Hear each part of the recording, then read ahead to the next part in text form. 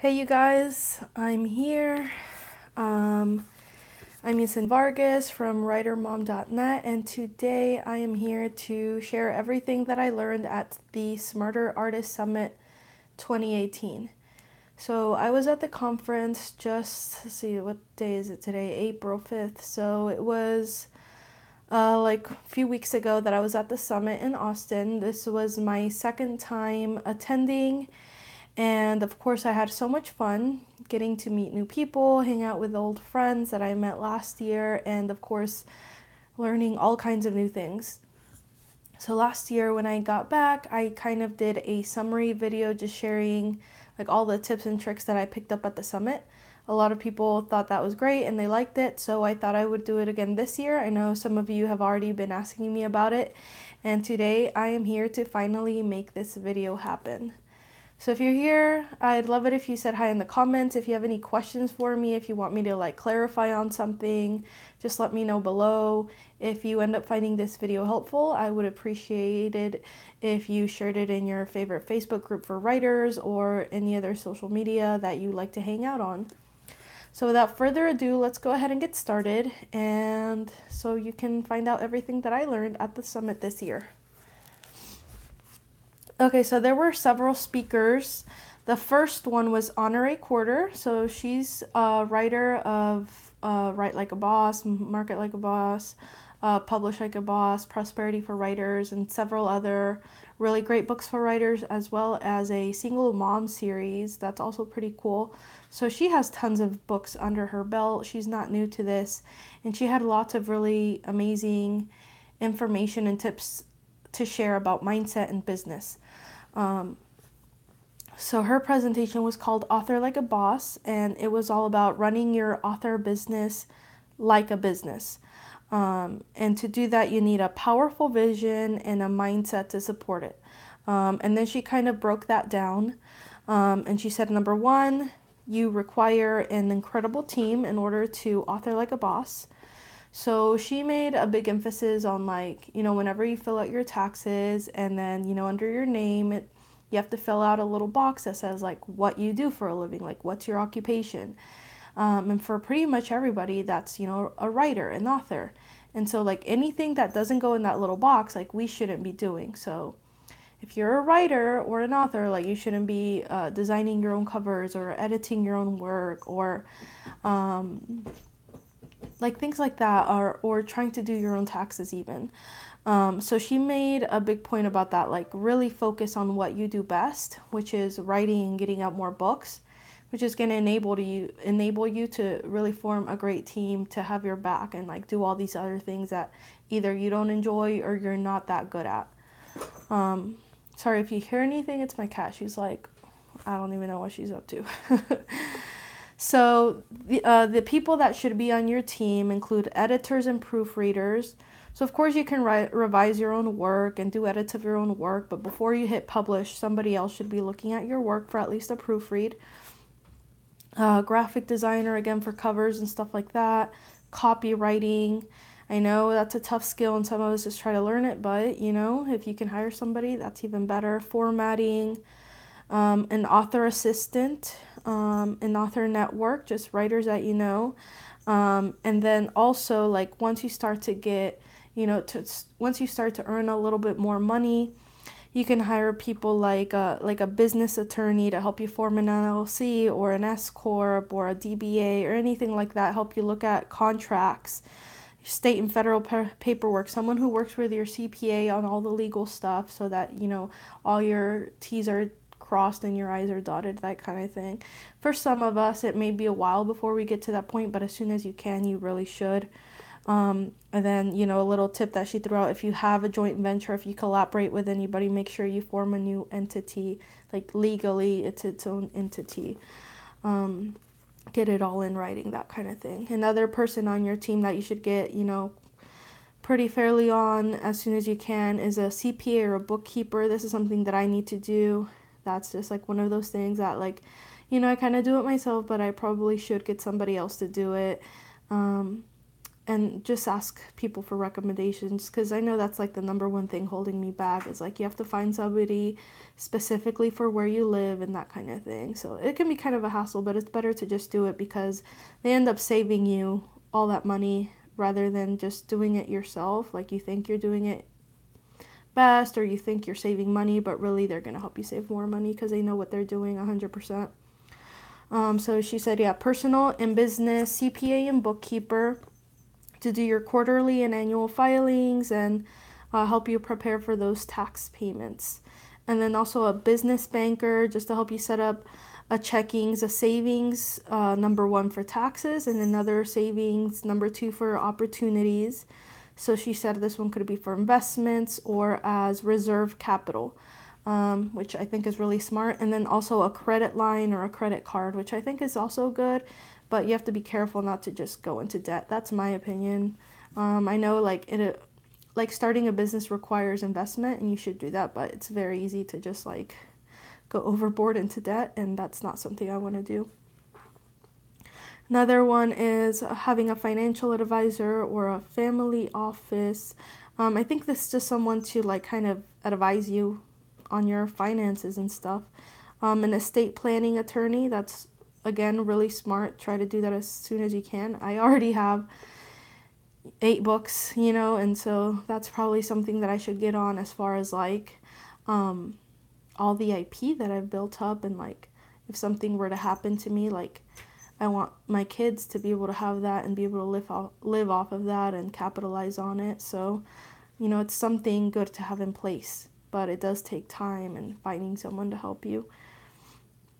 And then insurance, so life, again, like thinking about, family that you're going to be leaving behind or kids or anything like that. You want to make sure that they're all set with what they need. And then so that was number one. So that, building up an incredible team. Number two is that you must write, market, and publish like a boss. So you have to do the work. This is more of like the mindset piece that she was sharing. The first piece was more like practical advice. The second piece was just mindset stuff. So you have to do the work. The work is fun. We get to make stuff up for a living. And you have to write consistently. Consistently is underlined. I think so many people just like undervalue consistency. Like someone who puts out, 500 words a day is just so much better than someone who does 5,000 words every so often. Like it's such a hard skill to build up, but once you have it, like it's so valuable. Like not many writers have that in their toolbox. And then once you do that, you can publish like a boss because you're producing consistently.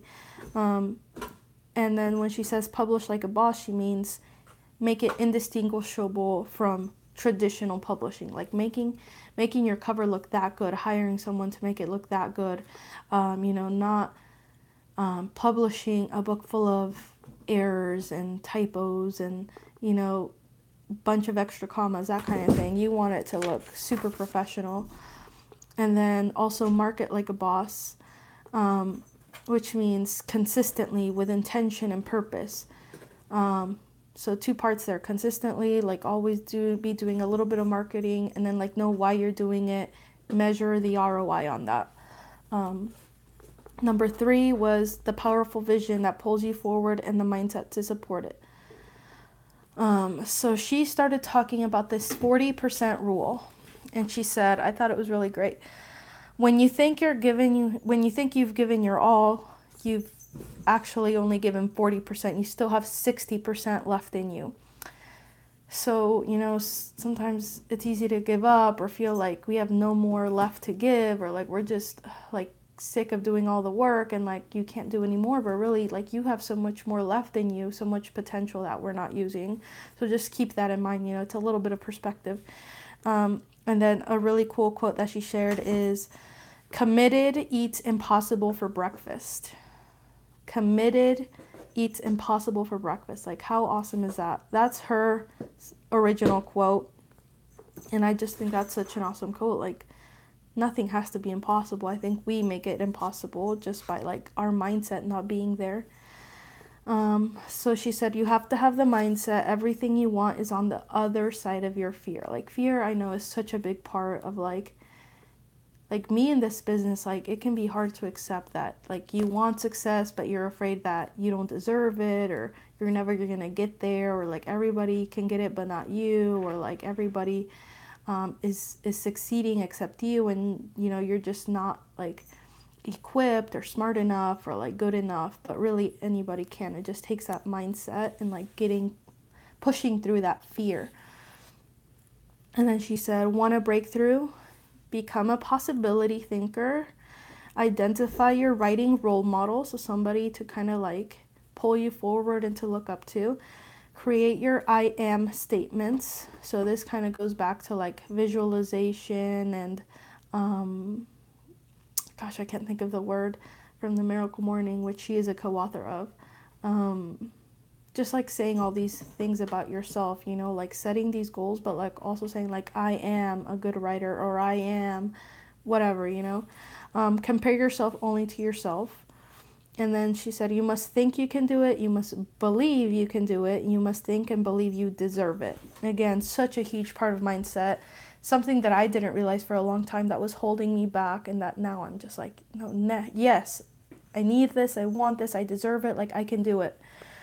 And she said, you must commit 100%, keep going. If you see someone doing something extraordinary, they are an ordinary person with an extraordinary mindset. Like, that just sums it up right there. Sorry, my cat's like running around all hyper. So again, I'll say that if you see someone doing something extraordinary, they are just an ordinary person with an extraordinary mindset. And I think that's Honorary Quarter too, you know, not saying that she's like ordinary, she's like an awesome human being, but she's just like, she's gotten there because she has worked so much on her mindset and just like doing all these things like a boss, writing like a boss, publishing like a boss, marketing like a boss, and like believing she can get there and doing the work to get there. So that was pretty much her talk. It was a really great talk, just like motivational, but also like some practical tips, but so much good things on mindset. I think this is like, look at her. This is like one of the number one things like authors should be working on is mindset, and like getting your mindset to that place where like so many successful authors, it's like they have that mindset, you know, and maybe it took them a while to build up that mindset, but like we should all be doing the work to get to that mindset, because it just plays such an important role, and so many of us do not think so, but it does. I've seen it for myself. Look at her, she's just being crazy. Okay, she's just gonna like bathe herself. Okay. Okay, so I wrote down some like books and resources for mindset, and I can't even read my own handwriting. I put books on mindset and something. Maybe it's creativity or productivity or something. But these are some of the books that I've read that have helped me the most with mindset. So number one, the most recent one I've read, and these kind of go back on like reverse chronological order. So I'm starting with the most recent ones I've read, and I'm just going to go back. The most recent one was The Miracle Morning for Writers. So I mentioned this one in my Best Books of 2017 video. This is co-written with Honorary Quarter. So like I said, she's a ninja at this mindset stuff. That's it. Miracle Morning is such a great book. It's a short read, but even so, like just like the first third or half of it has like all the info you need. The rest of it is just like actual writing tips, which if you've been around, like you already know that stuff. But yeah, just starting your morning off right is so important. And then the next one was Lifelong Writing Habit. This is more on like creativity, but also some mindset stuff. That one's by Chris Fox. He says this is like the book that like one of his favorite ones that he's written, but like so many people don't read it. I read it. It has the exercises like his other books, and it's really good for like, you know, mindset and productivity. I definitely recommend it if you are not in that habit yet of just writing every day. Prosperous Creation is another good one on publishing and like mindset, like getting into that business mindset. So Prosperous Creation by Monica Leonelle. She does a good breakdown of like all these stages authors go through.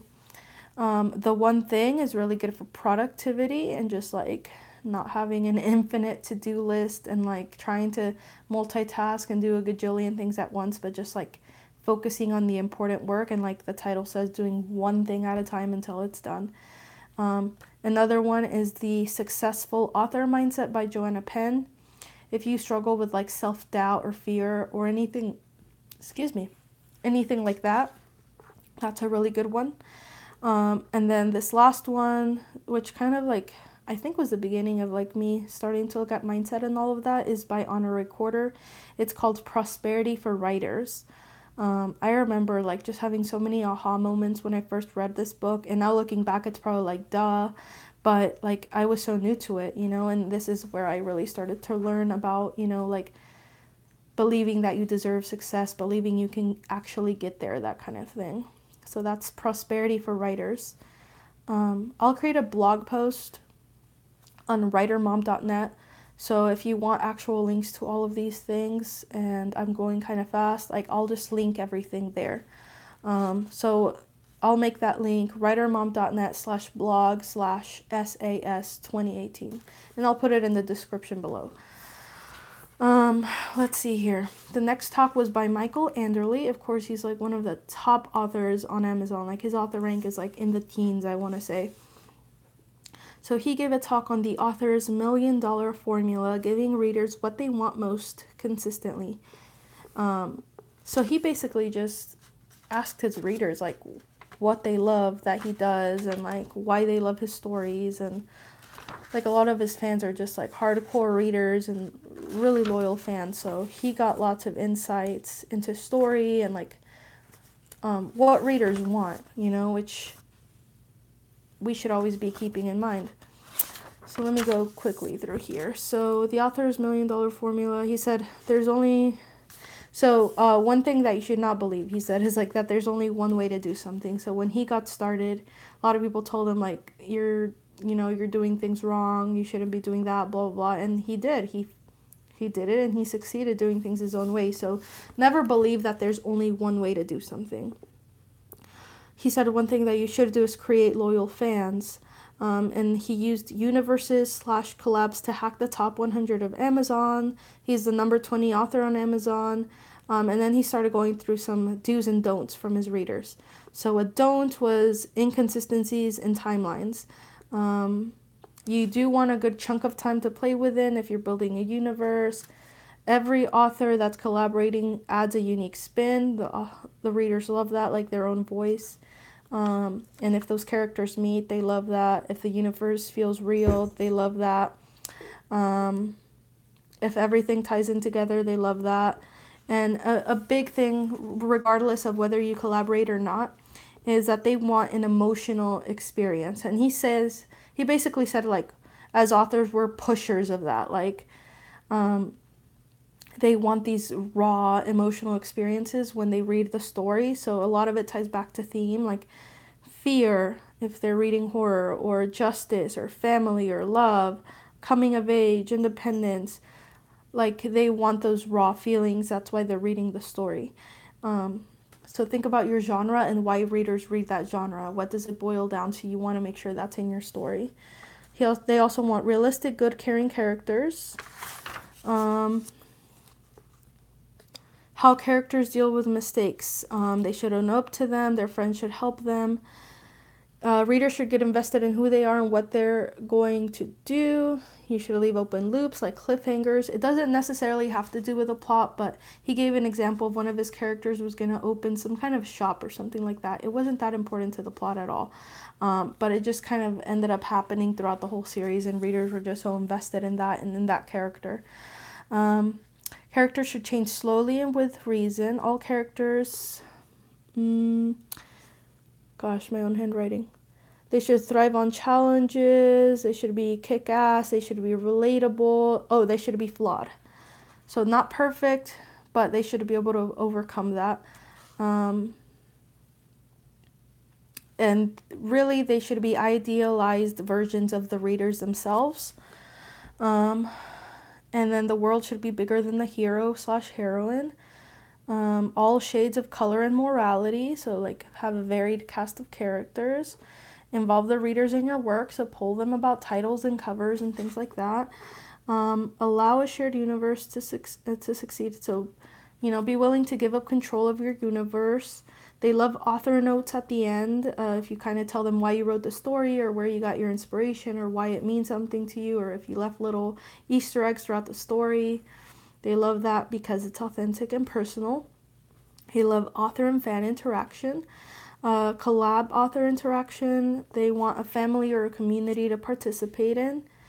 He also does something called 99-cent days, where he sets a book or several books to 99 cents, and it allows readers to read them who maybe couldn't afford them before, and also like support and teach them to support KU. So I can't even read my own. Basically allows readers to like share it and support him, and it also like helps his ranking and visibility, and it's supporting his readers who can't afford like the full priced books. For reviews, if you want to create ads, check those reviews. You can get really good little ad copy from those.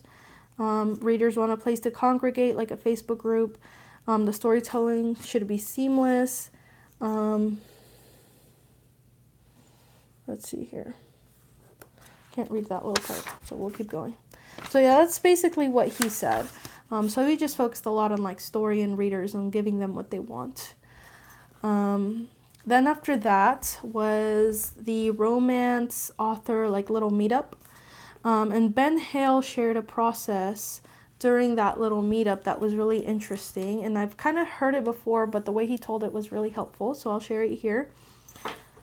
Ben Hale is like really prolific. He wrote like 1 million words or something last year. So I was really interested to hear when he talked about his process and how he is so prolific, because he has like 6 kids or something. So he said, number 1, record when, how, and where you write, edit, or whatever. So just record it, keep track of it. Don't change anything, just record, where you are, how long, what you're doing. And then number 2, you want to evaluate. So look back at your records, notice any patterns, distractions, your speed, how do you work, like what times or where did you work best, and pick some tough areas and improve on them. And then number 3 was change. So change something in your process, improve on it, and then do that until your word count keeps going up. And then go back and start over and work on something else.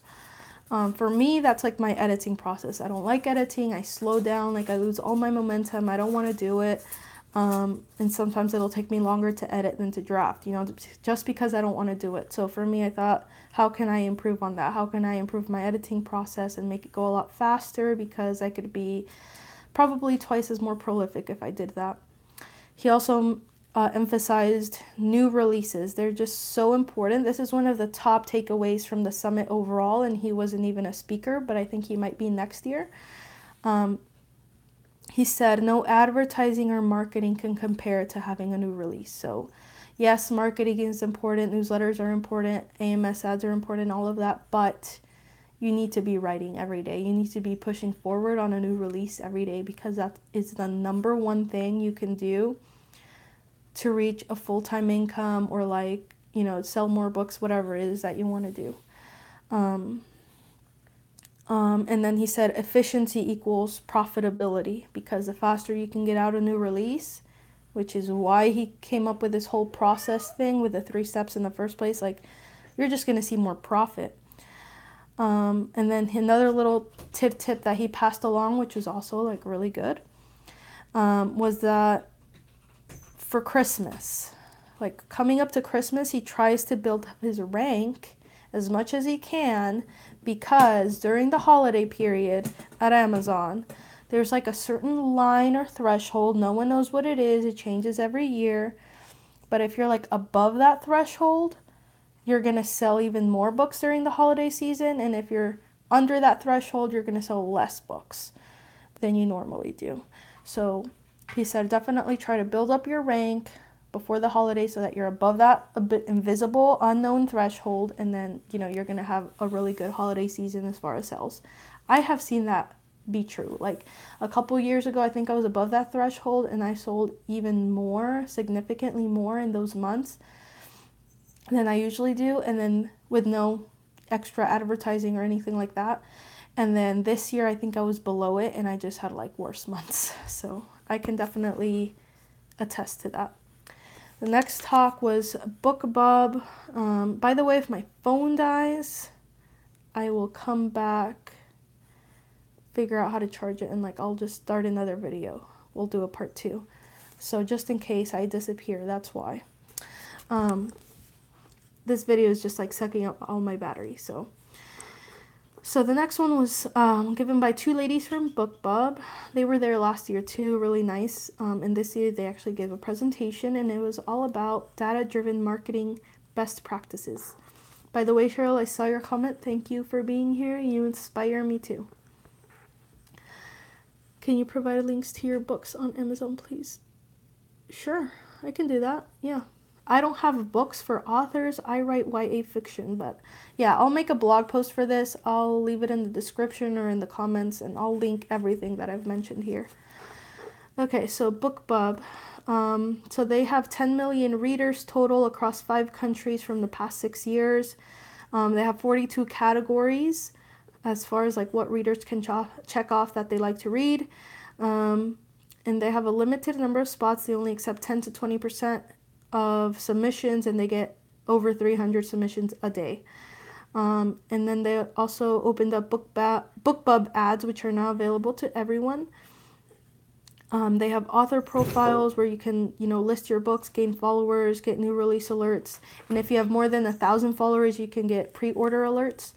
So they went over some best practices for different things. So best practices for price promotion. They said, why is it a good idea to like discount your book? Because bargain readers, 95% of bargain readers will try new authors. 74% of their readers read 4 or more books a month. 10% read 1 book a day. 24% read 1 to 4. Oh my gosh, Luna. 24% of their readers read 1 to 4 books a month, and then 2% read less than 1 a month. So these are really like hardcore readers. They're out there devouring stuff and always looking for new books and new authors. So basically, you want to get them hooked. 63% of their readers will purchase more books by the same author. 65% will recommend books to friends. For price promotions, they have found that 99 cents gets the highest engagement, and then $1.99 and then $2.99 has the lowest. 76% of their readers purchase both full price and bargain books, so that's cool. 90% of their authors saw an increase in their other sales overall for their other full price books. So you like 9 times out of 10, their authors do see other sales when they get a BookBub for their other books. So think about what your goal is for your price promotion. So first they went over if you want to boost sales for your series.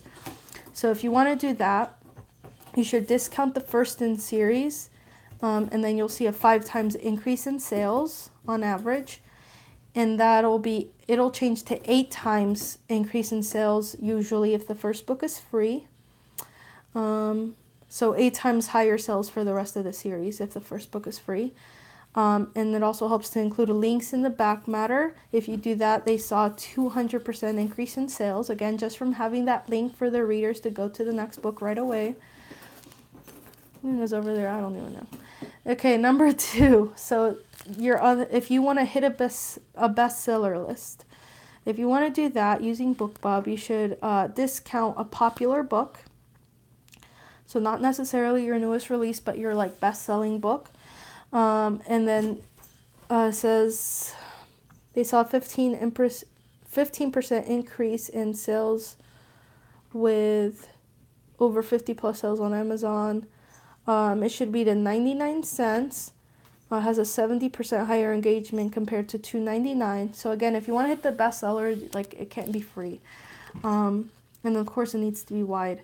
Concentrate promotions in 1 week. So New York Times, they count it Sunday through Saturday. USA Today counts it Monday through Sunday. Wall Street Journal counts it Saturday to Sunday. So Monday or Tuesday is usually a good time to start. And then number 3, if you want to launch a book, so not a debut. If you want to launch a subsequent book, and just get a really good launch. They said discount your a backlist book to free or 99 cents. So this is if you want to get visibility for a new release and you already have books out.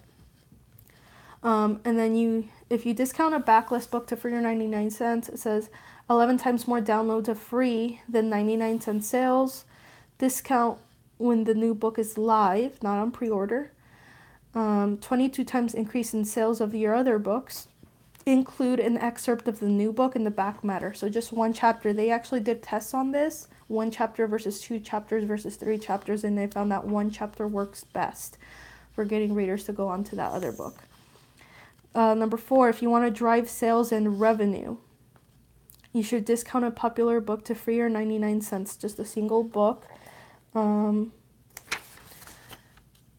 you could make a box set $1.99 or $2.99. They have a 29% higher purchase rates for box sets than single books.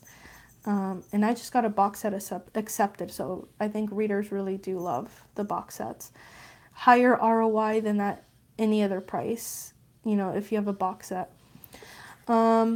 Discount 5 days or fewer.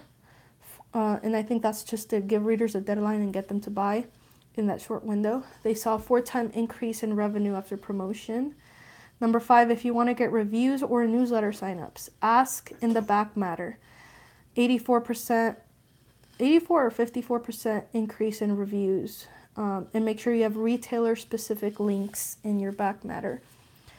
And then they said, overall, just always promote discounts. Market your books even more when you're running some kind of discount or promotion. And then they did a whole section on writing copy that sells books.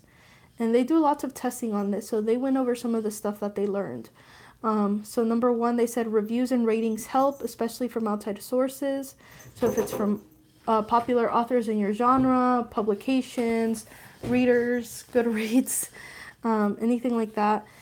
Any count, like any mention, if it's a mention of the number of reviews, it doesn't matter what the count is, they see a higher click-through rate by 11.4%. If it's an editorial review, they saw an increase of 8.2% click-through rate. An editorial would be like RT Book Reviews, Publishers Weekly, that kind of thing. Author quotes, like a well-known or well-loved author, they saw an increase of 35 or 38% click-through rate. A quote from other authors versus a publication, they saw a 32% increase for the well-known author versus the publication. Number 2, comp titles and authors, so comparable titles and authors. They make sure they're actually similar. And they saw 25.6% click-through rate, more increase in click-through rate for the author versus a 53.7% increase in click-through rate for mentions of specific titles. So it's better to have a specific title mentioned than an author. Okay, and then they said end blurbs with a positive statement. They saw a 5.7% increase. Oh my gosh. Luna, you're going to be in trouble in just a minute. She's just looking at me like, what did I do? So 5.7% increase in click-through rate if they said a powerful, captivating tale at the end of the little blurb, or a fun, effervescent read full of laughs. They saw a 25% increase in click-through rate for that one. And I thought that was really interesting to test with your Amazon book description, ending with a little statement like that. Okay, so number 4, author accolades and awards. They saw a 12.7% increase in clicks for award. If you put in best-selling, it was just a 2% increase. Then they had some specific takeaways for romance. I thought this was really interesting. Number 1 was identify hooks and tropes. So they put in the blurb that it's a best friend sibling love story, and they saw a 28.8% increase on click-through rate. Next door neighbor, they saw I can't tell if it's a 5.9 or a 59%, but it was an increase. And then no violence for the romance readers. They don't like that. They saw a 21.2% increase when you didn't mention violence. And then adjectives to describe the character traits. If you just said gorgeous, like something physical like that, they didn't see a difference, probably because readers assume the main character is gorgeous. If you put arrogant, they saw a 6.3% increase in click-through rate. Probably those alpha male love stories. The town name made no difference. City name saw 6.8% increase in click-through rate. State name had a 4.5% increase in click-through rate. And then how to run your own tests. So you can do this in your book description, your blurbs, your ad copy, your subject lines for your emails.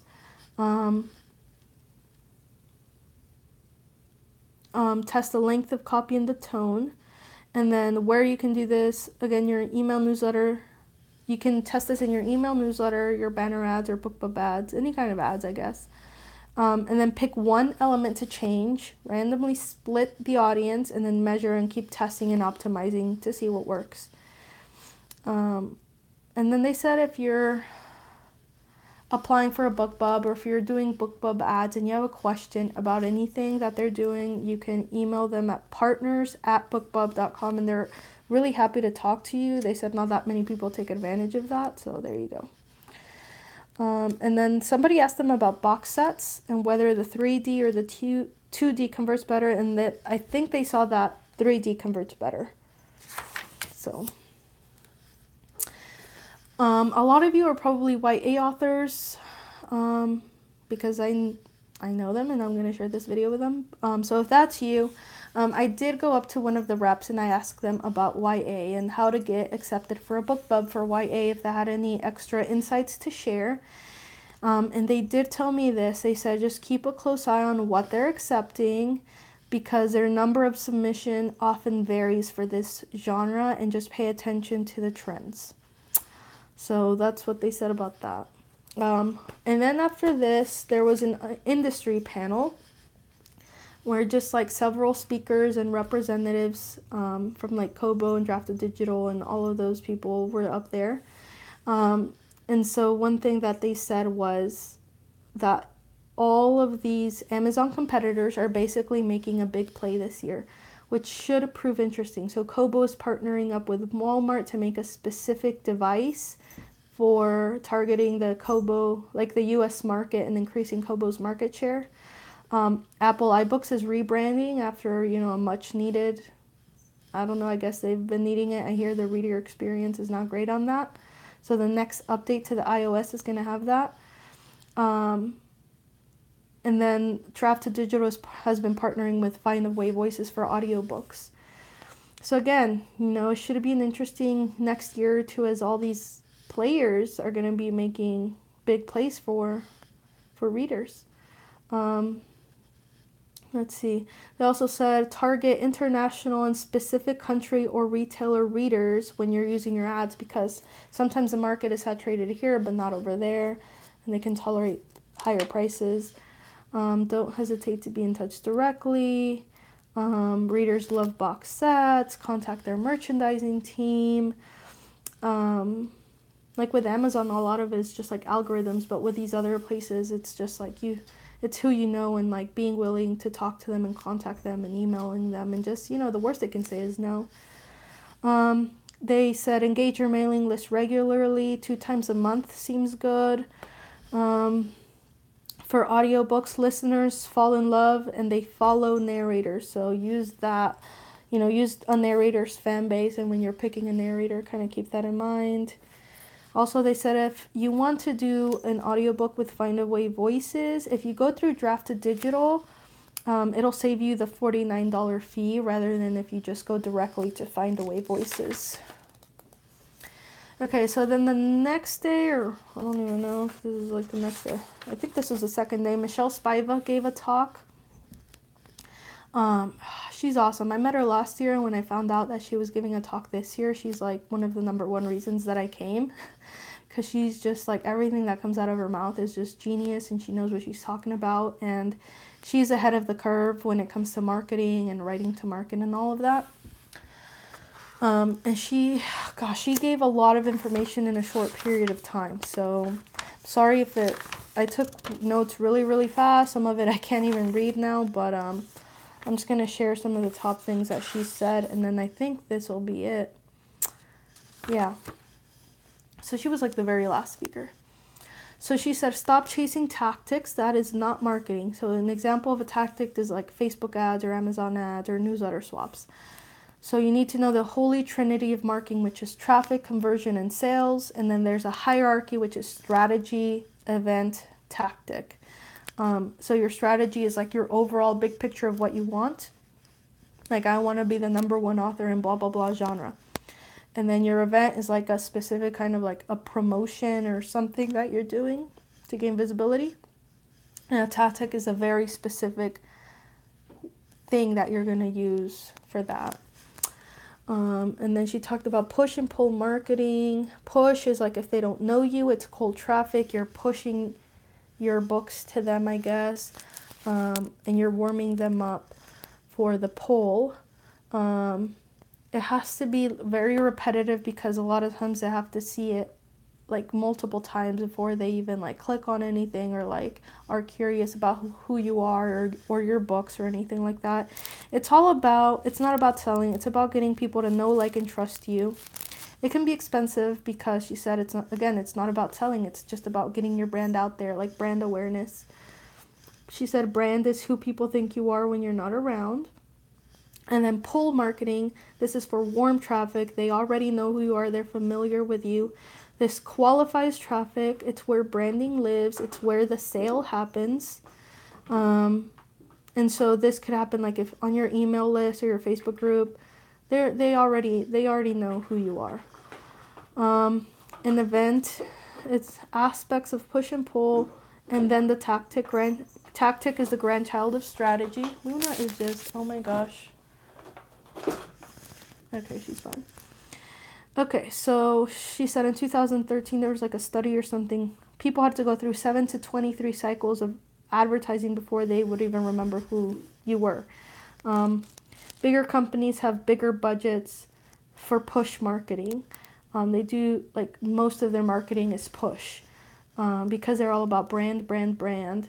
They just, like she said, for example, Coca-Cola. She said, like, so much of their marketing is just push. It's just getting in people's faces and, like, making it so, like, the first thing that pops into your head when you want to drink is, like, Coke. So,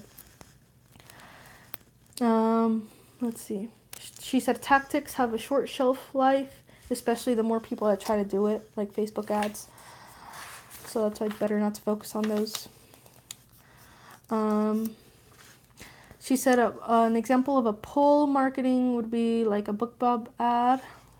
No, wait, hold on. Yeah, an example of a pull, so they already know who you are, would be like a BookBub ad to your follows, or a Facebook ad to your newsletter subscribers to remind them of a new release. And then she gave a little challenge in 10 days, try to generate 10 cold followers, use a push tactic, like spend $30 on Facebook ads and just try to get 10 cold followers and put them in a funnel, that kind of thing. She said quit turning and burning. She kind of moved on to something a little bit different. She said, writers go through cycles of like turn and burn. And then she kind of went through a few different issues and how to solve them. So if you're facing struggles with internal focus, like mind churn, you can't focus, you're like just thinking in gibberish, she said get out, stop writing and get out. If you're having depressive thoughts, she said contact somebody and share it, voice it. If you don't think your writing is any good, she said keep writing and finish and then show somebody. Then she said polishing over and over, like if you're just polishing and not publishing, like, but I missed what she said. Let's see here. And then she talked about traffic, conversion, and sales. Let's see here if I can like decipher what I wrote. 3-to-1 ratio for push versus pull traffic. So 3 times more push marketing than pull. Let's see here. Repetition can turn push into pull because now they're recognizing you. Um, for conversion, some little tips that she gave was have lots of buy buttons, have a funnel. Um, and she said do a SWOT analysis. I remember learning about this like in high school, like in business classes that I was in. So you set up, if you Google it, SWOT, SWOT analysis, it'll pull up a bunch of stuff. But it basically just breaking down your strengths, weaknesses, opportunities, and threats. And she basically just thinks it's really smart to just literally go through that for your author business, and just work on those. Let's see here.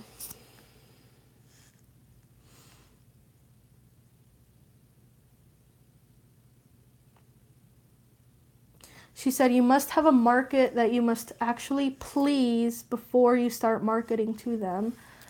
So again, like making sure, like I guess like writing to market, making sure there is a market there, and then because if you start marketing and there is no market, you're not going to see that many results. And then she talked about something called attention economy. Start where the attention is right now. If you're like thinking about what to write or what to write next, like that kind of thing, and you want to make sure that there's a market for it, she said, start where the attention is right now. Pay attention to Netflix, TV meter, IMDb, movie meter. Twitch was another one that she mentioned, which is owned by Amazon. I guess they're at the forefront of like what's hot, what's going to be hot next, what's going to be trending, movies and TV that are super popular. Channels on Twitch, channels with the most something are like the top earners. Let's see here. So again, find those trends, those tastes, add them to your genre. If it fits your genre, think about the theme. The market is always right. Amazon is where the market goes to buy. They're not the market. So I think that kind of is interesting because like people chase a lot of trends on Amazon, but maybe those trends start because of what's already happening, like in movies and TV. Who knows? Start looking for true fans. Look for fans of established authors. She kind of mentioned about not going for like these these readers who just like want the free books, like they don't care, I guess they don't have loyalty to like a specific author, they just like download whatever free or cheap and move on to the next cheaper free thing. She said you don't want those readers, you want like these loyal fans who will buy at full price and they will stick with you and they're gonna love your stuff. They're the ones who are gonna do the word of mouth marketing for you, which is like the most effective marketing you can do. So yeah, just keep that in mind. You want it. Once you start marketing and you start publishing, you want those readers. She said launch at the same time as the big names. She said like run a contest, like give away their book, like the bigger author name, give away their book, but have the readers, in order for them to enter for the giveaway, have them follow you on Amazon. I thought that was smart. Share their new release. You're pushing for them, but really you're pulling readers to you too. She said, you want to be equal to the reader, I think is what I said. Be a reader too. Share your favorite books in the genre. Build relationships. So join like where these readers are hanging out and be a reader too. And then she talked about, I can't read what I wrote. It was some kind of really long word. But basically, you have to think about like why these readers are reading. Again, like going back to Michael Anderle and what he was saying, there are readers who will get tattoos of like quotes from their favorite book, or symbols that represent their favorite book, fan art, people who write fan fiction. Like why? Why are they do that? Like if you meet somebody like that, literally ask them why and they'll tell you. Like she said she met someone who like dressed up as, like a wizard from Harry Potter or something like that, and she asked them like, why do you love Harry Potter so much? And I think it boiled down to like identity and like sorting into 4 houses and getting to be a Hufflepuff or a Gryffindor, like just finding other people like them, I guess. So give them that, give them what they want. Think about why they're reading your genre. Why do they love these big authors already? Okay, so again, go for the true fans. You want the committed, not the interested. Because they will do the marketing for you and do that word of mouth. Um, where is your tribe congregating right now? Research and go hang out with them. Um, talk about favorite books, that kind of thing. Be one of them. And then one of the last things she shared was like these series of 4 emails that she said that you could use to turn a conversion into a sale. So here are the 4 emails. Number 1, the subject line is going to be something crazy or spontaneous. A crazy or spontaneous idea. So something like help me write a book, or exclusive signed edition, or secret edition, or your name as a thank you in my next book. Something crazy and wild like that. And then the second email, so you're propositioning them, to buy this wild, crazy thing that you're going to do for them. Number 2 is an FAQ, and that's 1 or 2 days later. And you're going to tell them when and why and how much and all of that. Number 3 is a testimonial, just 3+ testimonials, people saying how awesome you are. And again, this is 1 to 2 days after the previous email. And the last email is your time's up. This offer's going away. Like, you need to buy it now. Or it's gone forever, pretty much. And she said each email needs to have a buy button. Make it worth their money. It should be in the $5 to $20 range, and it should be better, different, exclusive than your other stuff available everywhere else in some way. Give them an incentive, and then run the sequence again with people who didn't buy. So maybe try something else. So you want to turn these readers who sign up for your list into buyers right away. You want them to get used to buying your stuff from the beginning. And if they buy something for $5, they're more likely to buy something for you. That's $20 or $50. Talk is cheap, she said. Money talks. Okay, the last thing she said were the 5 P's. I can't read what it's 5P something. But I'm just going to go over the 5 P's.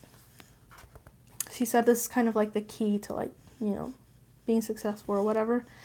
She said the number 1 is publishing and publishers. So again, publishing a lot, but also being a publisher. That's the first one. The second one is being prolific. So, having a portfolio, a backlist, just being prolific and having lots of stuff out there. The third one was presentation. Write for the spoken word. Have your story sound good out loud. It elicits desire in the brain, and also present. The way you present it should be professional. The fourth one was perennial. Write for the committed and not the interested. And then she mentioned something about, for example, romance. She just happened to mention this and I wrote it down. Romance readers, why do they read romance? And she said it basically boils down to they feel alone or lonely or isolation, or they want a better sex life. And so, make sure you hit those points when you're writing your story. And then the 5th P was persevere and practice. Be willing to put out crappy books if you need to, but just keep going, keep persevering, keep getting better. So yeah, Michelle Spiva, she's a really cool person. Look her up on Facebook. She does some really cool stuff around keto too. She lost a lot of weight and is healthier than ever and looks awesome. If you're interested in that and being healthy and being a successful author, she's somebody who does it without burning herself out and just killing herself slowly pretty much. Let me go over any of the other writers. Michael Anderle, he's on Facebook too. He's the founder of the 20 Books to 50K group. Ben Hale is also on Facebook. He co-writes with Honoré Quarter. He's really cool. See if there's anything else that I was going to mention. For Michael Anderle, some resources that I forgot to mention were, if you want to learn more about writing story and writing for your readers, I put down Nail Your Story by Monica Leonel and The Right to Market by Chris Fox. But really, cat hair or something. But really the biggest thing you can do to learn how to write a better story that your readers will just fall in love with, this is what I have found to be true, is make sure you read and learn from the top books in your genre and the movies. So the top books, movies, and TV shows in your genre, consume those, devour those, like live those, and just learn from them and let them inform and inspire your stories. Let me see if I was gonna. I think that was everything I was gonna share, which is good because my phone hasn't died yet, so that's awesome. Basically, the last thing I want to say is that if you can ever get to a conference like this, whether it's Smarter Artist or the 20 Books to 50K, which is really affordable, or even the one in Florida, Inc., that one you have to like apply for and qualify for. I've heard really great things about that one too. I'd love to go, but I don't qualify yet. But mark my word, I will. But yeah, just if you can get yourself to any of these conferences. One lady I knew at SAS, she returned all of her Christmas gifts one year so she could go. Just do whatever you can to go and meet writers in person, learn from them in person, learn from these top authors. I guarantee you, you will learn so much during the talks and like in between them. Like a lot of what I learned, like Ben Hill's process, he wasn't a speaker, but that was like lots of really interesting tidbits that I learned from him. So if you can ever get yourself to one of these conferences, I really recommend it. They're just so invaluable. And if you ever see me there, I'd love to say hi to you, come up and say hi. But yeah, I recommend going to these conferences if you can. So yeah, I'm going to go ahead and hop out because Luna has made a big enough mess already and I have to go pick up my kids. But if you found this video helpful, I'd really appreciate it if you shared it in your favorite Facebook group for writers, if you hit the like button or left a comment, any of those things. And yeah, if you have any questions, leave them below. I'd be happy to answer them. I'll make a blog post within the next week or so of like all the resources that I mentioned, all the book links. I'll write out the notes and stuff like that I took. And I'll leave a link for that in the book description. If you want a notification of when this blog post goes up with everything in it, subscribe to my newsletter at writermom.net. You'll see the sign up right there on the homepage. You'll get a weekly Saturday newsletter with lots of really good tips that I'm picking up, tips like this, a really inspiring quote, whatever helpful book that I'm reading, what I'm up to, that kind of stuff. And then I'll make sure you are notified of when the blog post for this video goes up with all the links. So yeah, I'm going to hop out and I will see you guys next week. Thank you for the comments. I will respond to them. I will see you guys next time with an update on my author business and writing to market. So watch out for that soon. All right. Bye.